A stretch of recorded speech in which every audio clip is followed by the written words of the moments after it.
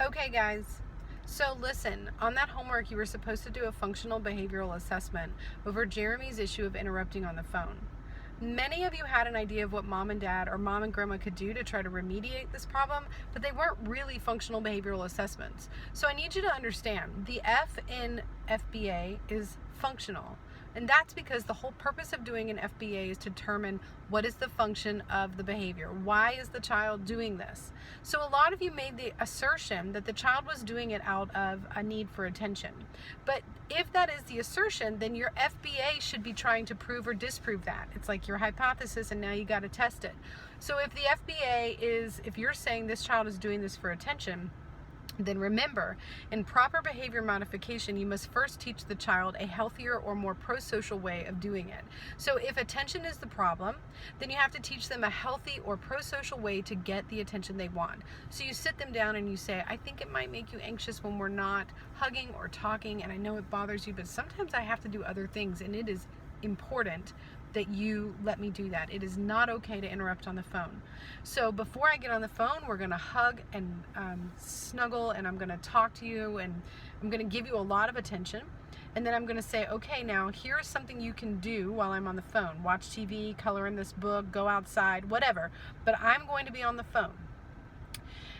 You may not interrupt me while I'm on the phone. When I get off of the phone, we'll snuggle and watch a show together, or go outside and go for a walk. We'll play a game, but you have to leave me alone for this amount of time. So now what you've done is you've given them positive attention, you've offered them attention as a reward, and you've also explained to them what they can do when they feel like they want to get attention, but it's not an appropriate time. They can entertain themselves by watching TV, coloring a book, going outside.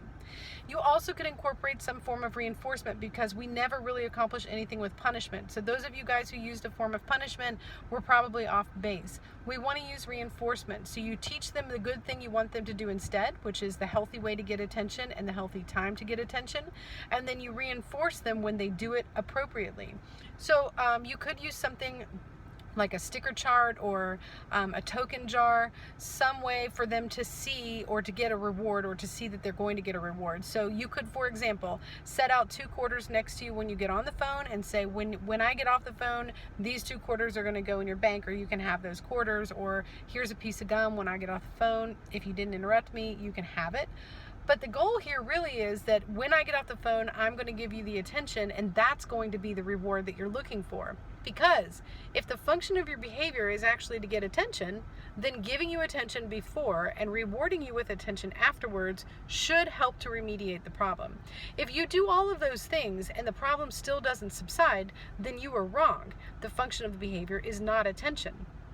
The function of the behavior could be impulse control. Most of you diagnosed that kid with ADHD, so he must have an impulse control problem. And when you have an impulse control problem, when you think of something you want to say, you just say it. Hey mom, look at that star in the sky. Mom, I just bumped my toe. I farted. Whatever. Kids just say and do things like that without even thinking about them. And if you diagnose that kid with ADHD, then it could be an impulse control problem. So now your FBA needs to start over and say, the function of this behavior seems to be impulse control. I'm going to teach this child what to do instead when they have an impulse.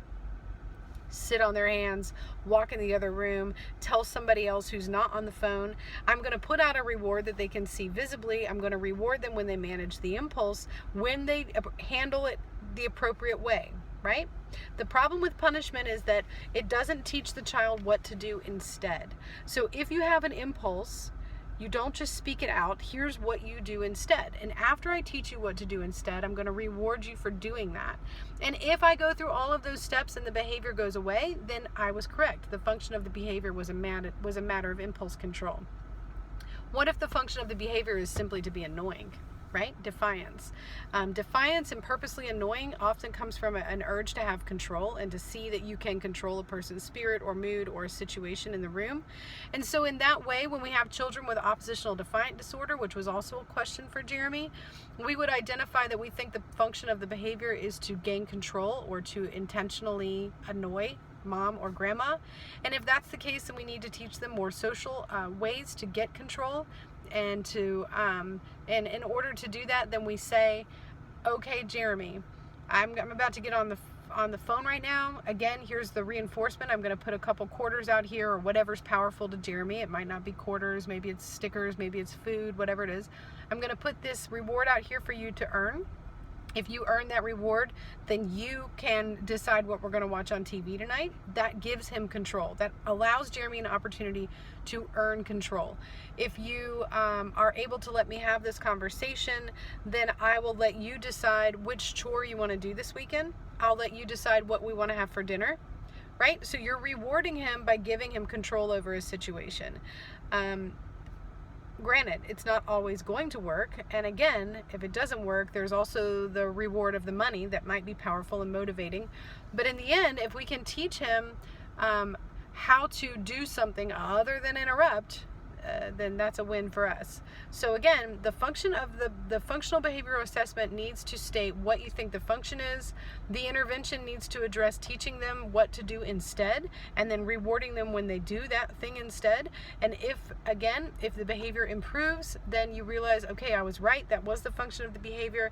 If the behavior does not improve, then you were wrong, that wasn't the function of the behavior, and you need to start over again.